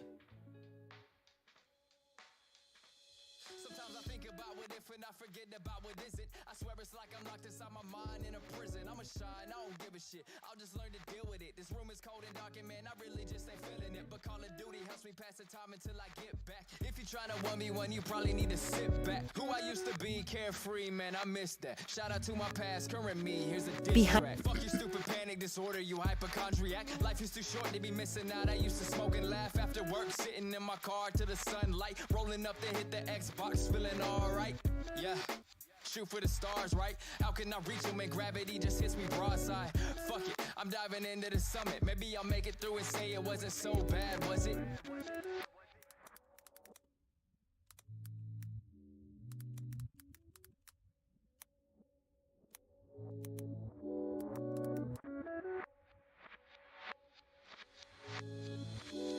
So I thought about a hook, but I I said, facing fuck it, brand I'ma with write it out. Team Good Naughty. job, good friends. Tell me what's the cry about. Copenhagen on my mind, I guess I'm about to give in. That shit been with me every single lyric that I've And written. what'll happen is you guys will start every round, except for low buys. On low buys, you don't break the door. You'll start every round by breaking the door, having somebody come back squeaky, and then you guys can play some crossfires. I have some like random crossfires that we used to use on X13, but like just having like one guy here ready to like trade the ramp guy, maybe like one guy here holding ramp or up top here. Just like make sure it makes sense.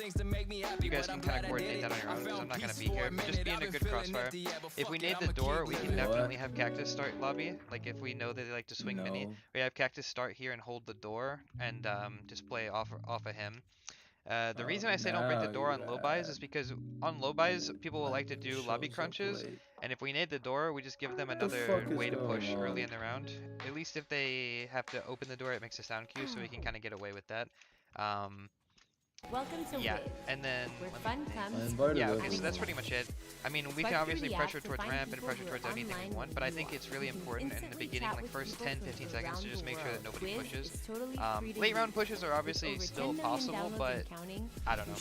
I think a lot of like what you guys do in lobby is going to be reactive to what happens outside. Like if we throw outside smokes at the beginning of the round, you want to hold lobby because everybody knows like the default reaction to outside smokes is to push lobby, right? So like if we throw outside smokes and I'm outside being a moron, because I am, I really am, making a lot of noise, you know, making it look like we're going down, then if that's going on, then hold for lobby pushes. Especially if like I pull one of you guys out with me, probably it would be Logan or Cactus to come with me outside and just like throw some random shit, then they're probably gonna push. If we're expecting, would you want me to throw for you outside? if you're coming with me outside, yeah, if you're coming with me outside, most of the time you just like flash, like we're gonna have these. Listen to Austin talk anymore. Holy shit.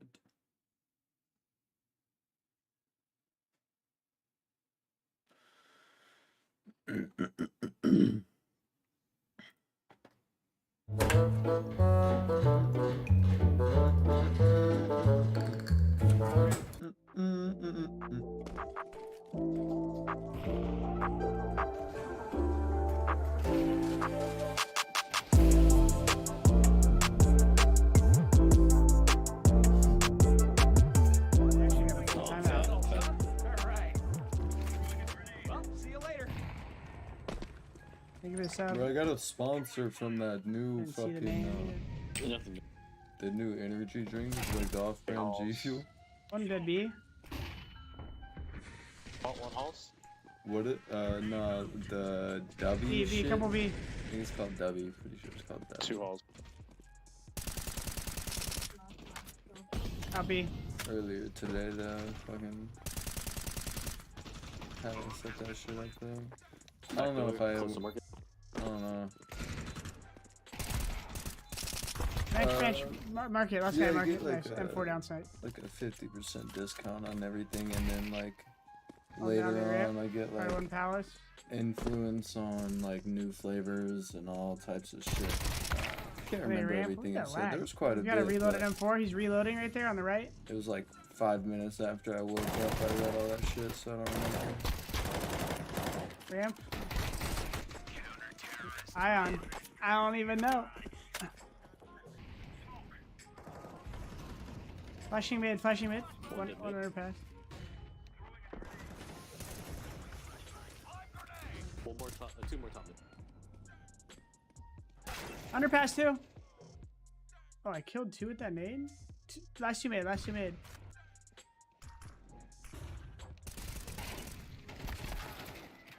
That's actually a mistake. You shouldn't have shot the first guy right there. There's a good chance this guy would have been looking window. I hated that because I actually knew, like right there last round, I just got stuck because there's a guy underpass and a guy top mid, and since we don't have a good comms on the team, I would have normally been like, yo, hold my top mid. Flashing over mid. Flash. Cube pop. Bang. Nice. Unknown. Oops, another 5 stack. Let's. Yeah, cat. You could go out upper B. Out there. Oh, yeah. Why that look like? They start pressuring blue, or are you just gonna molly? Out A ramp. Flashing over A. You flash Tetris? Yeah, use your flashes right there, Machiavelli. One's close jungle, one palace. If he, like, really right there, chat, that's 90% of why people lose. Like, he's coming here and you see me here. Just throw red, quick flash over here from me, and then you're still able to A lot trade. of us You're are probably good gonna on get a kill. I'm Anubis gonna get a right kill, now, and right? we're gonna win the round. Instead, you go for a solo kill. What a Inferno or Vertigo band? Oh, never mind. Thank goodness these guys I had to are. ban fast, spin Vertigo.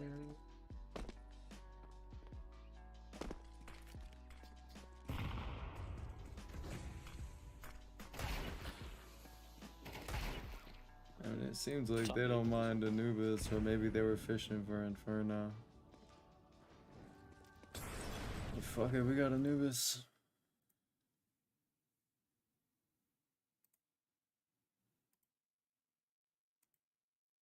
I heard a few people say they're good on Anubis. I know I'm decent.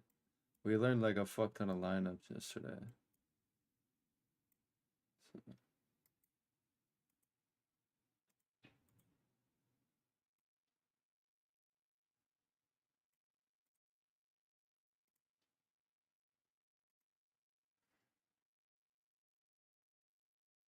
Who needs lineups? When we just click heads, honestly.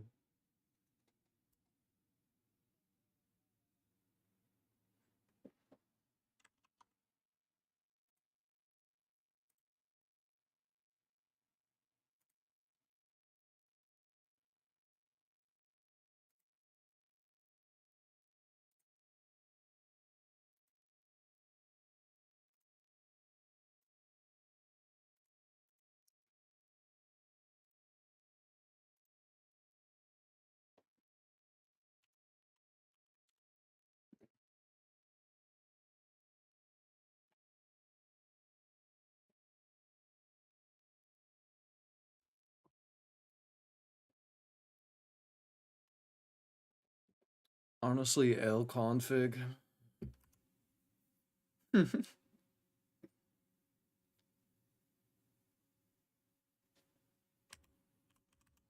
Wait, I can't drop anything either. What the fuck?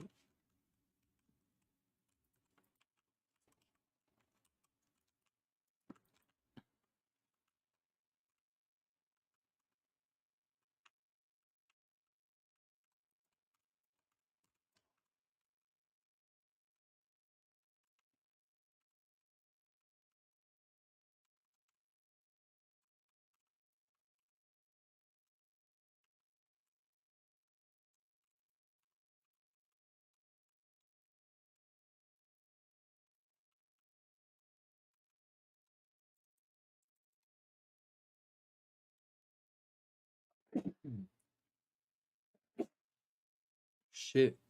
Excuse me. Yeah, me either. Sorry. We're gonna fucking smash on these fools. With 3, 2, 1 them, and they're not gonna know what the fuck to do. You know what I mean? Just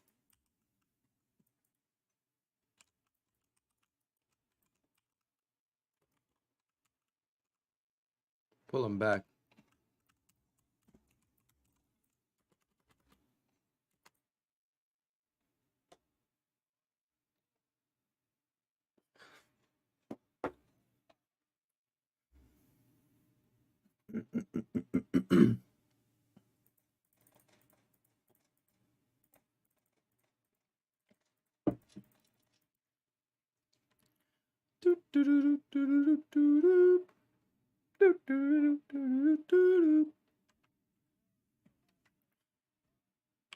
Alright, boys.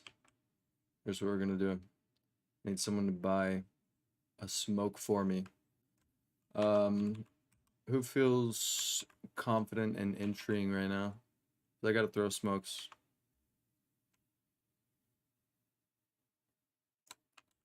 Nobody feels confident right now. That's not what I want to hear. Drop me a smoke right here.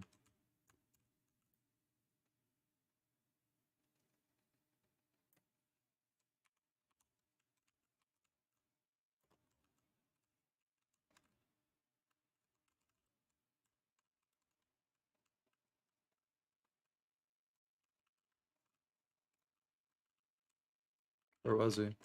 Hmm.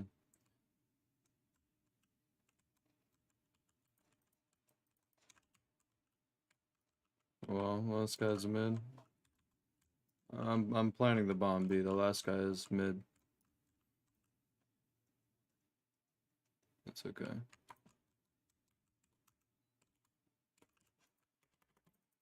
It's planted for temple, don't worry. He's long right now. Nice.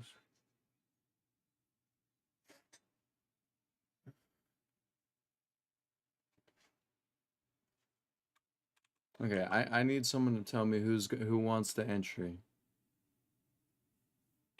All right.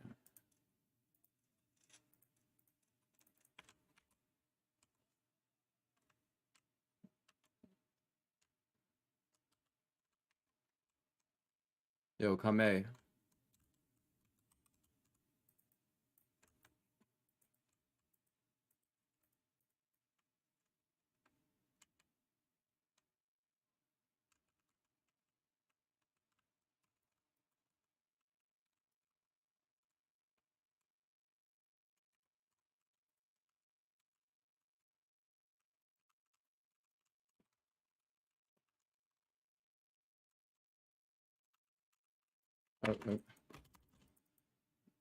He's Evan. He's lit. I don't know why we're running fucking mid. We're saying go A.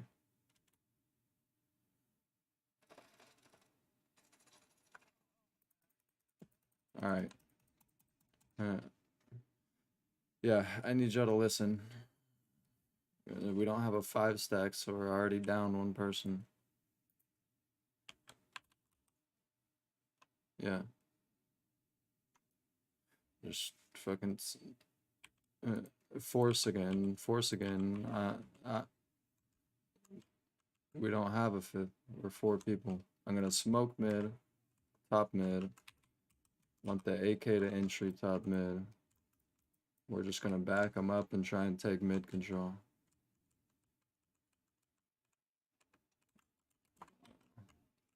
Yeah.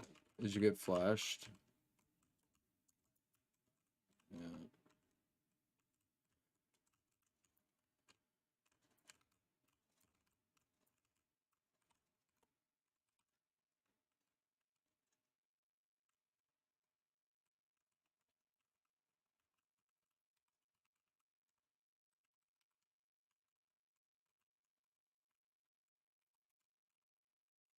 One's like canals.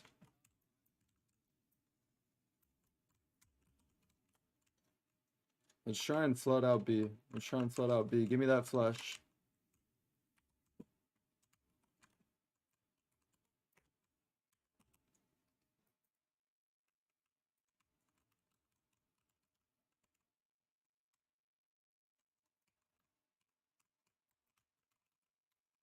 How is he not fucking dead? Are you kidding me? In temple.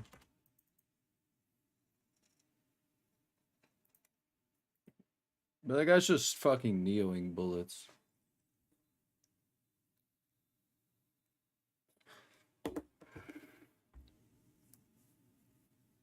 They're more than likely gonna throw that flash every time that they can fucking buy, so try and wait out their U2. That smoke will last for a minute. We have to fucking save.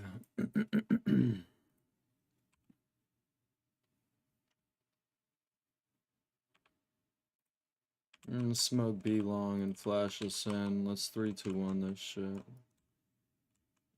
Yo, green, let's go B.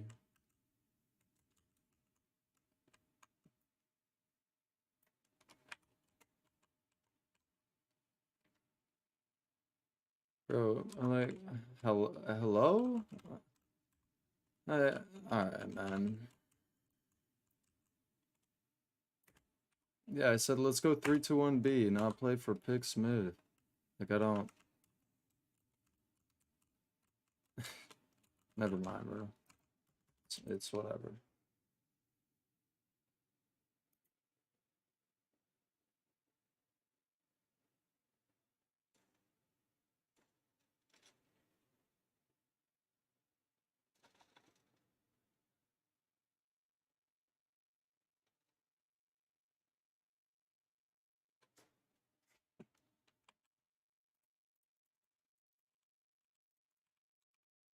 What are y'all gonna do this round so I can follow y'all and play off y'all? I'm not gonna make calls if nobody's gonna fucking listen.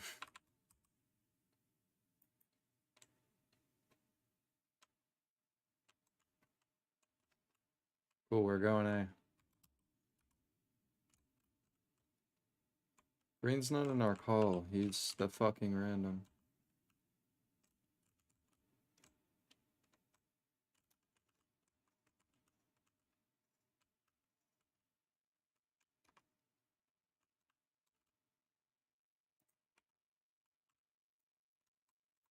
Can flash you guys into sight.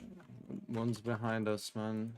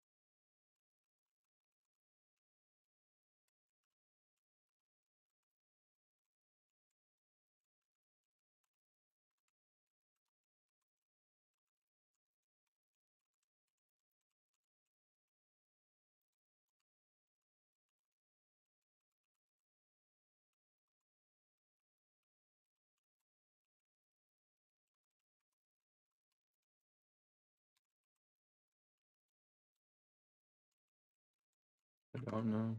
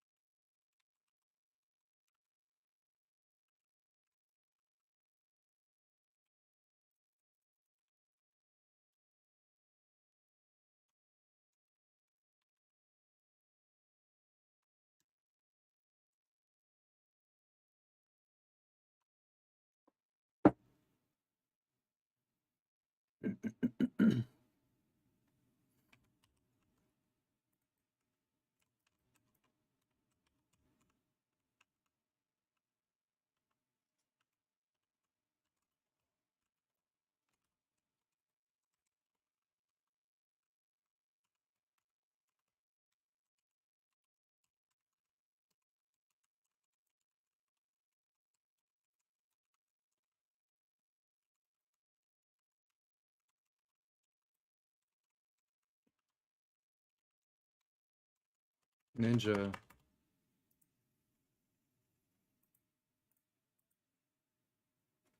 What the fuck?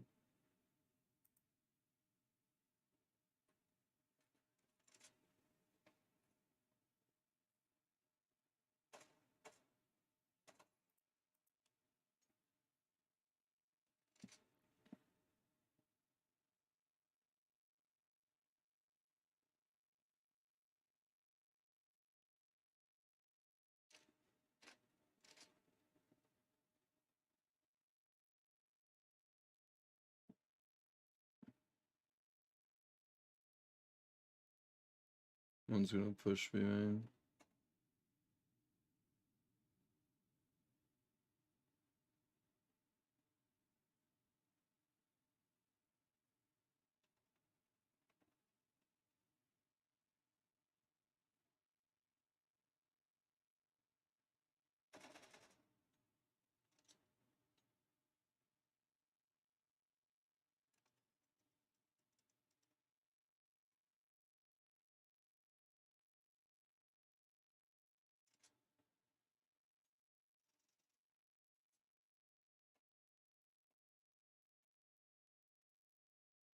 Nice try.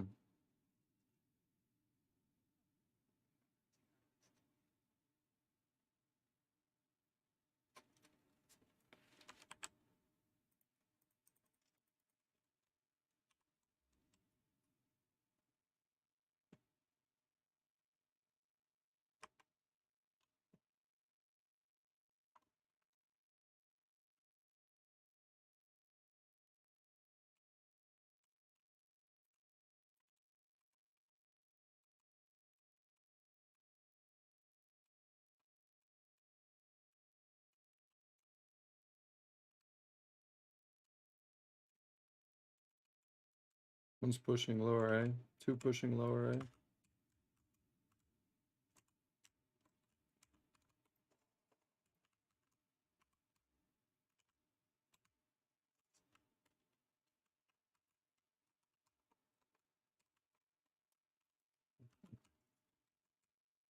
Yeah, there's one on A main, A main, A main.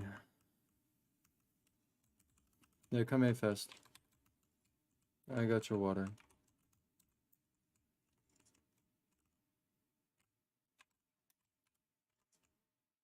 Should be, they're on site.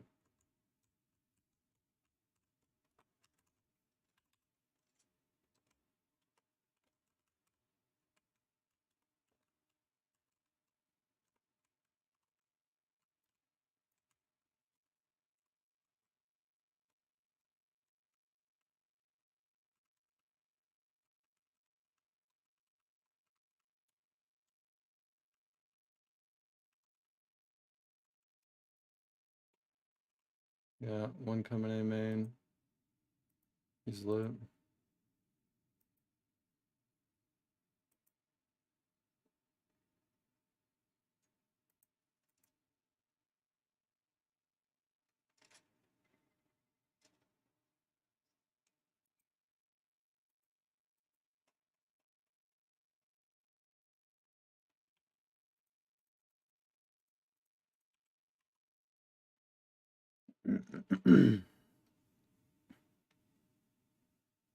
What? Take mid. I'll smoke top mid.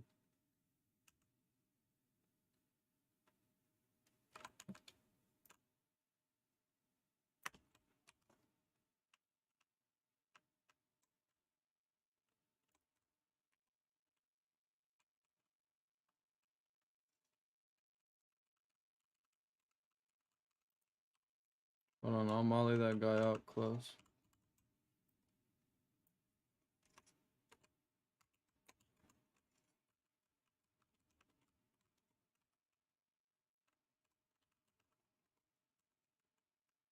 We have a guy outside B main. Let's try and play B.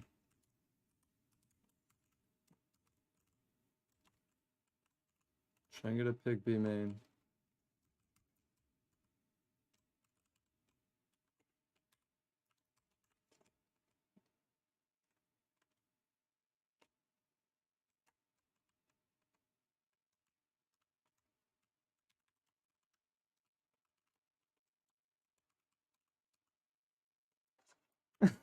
Insta dink. Okay.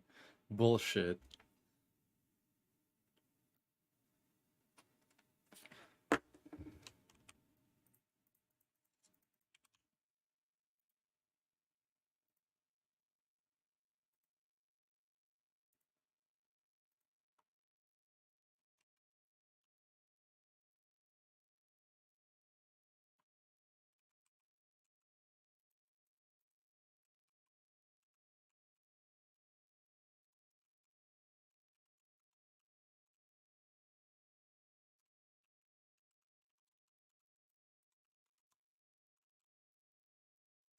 Lower mid.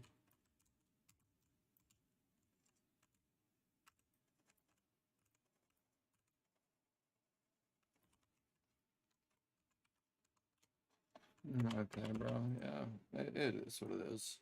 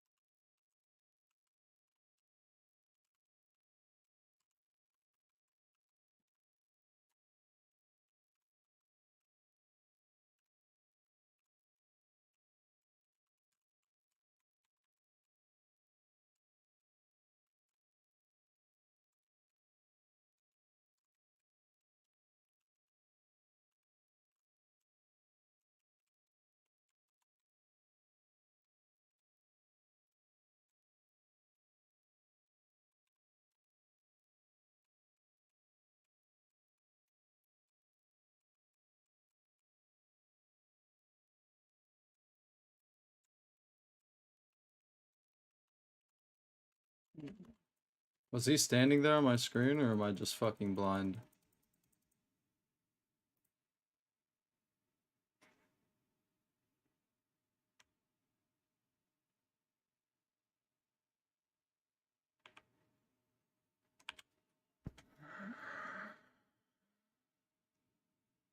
Just do 2-1. Well, yeah, whatever. 2-2.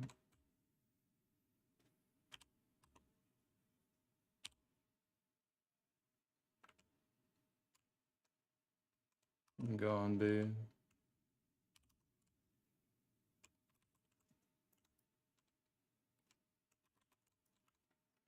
Outside B main.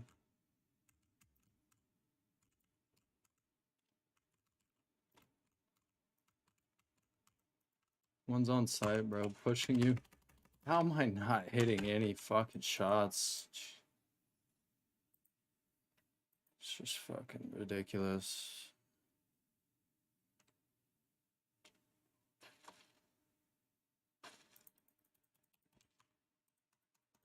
Single fucking person.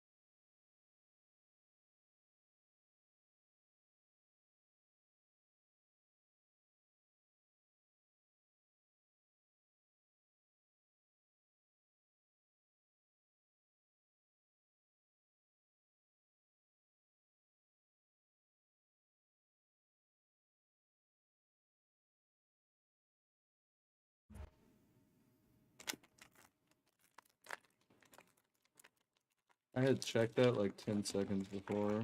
Not even.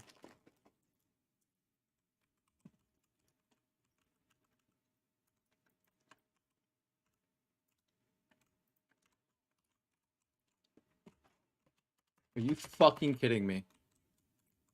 It peeks me in my fucking smoke. Okay.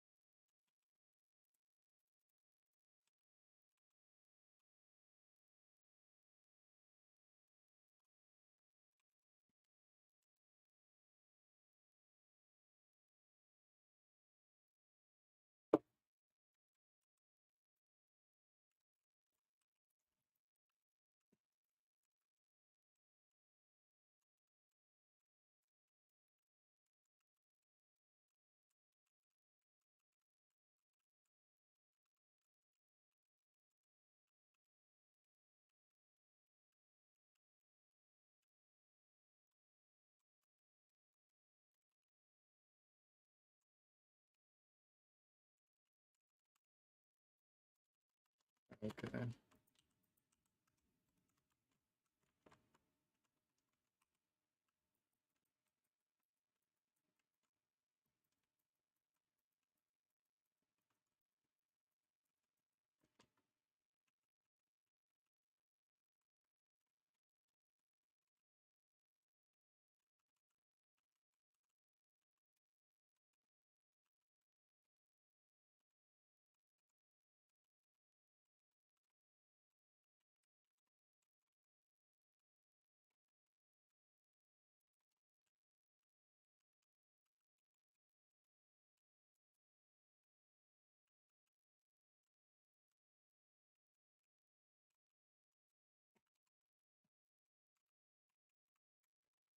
It was fucking out of ammo.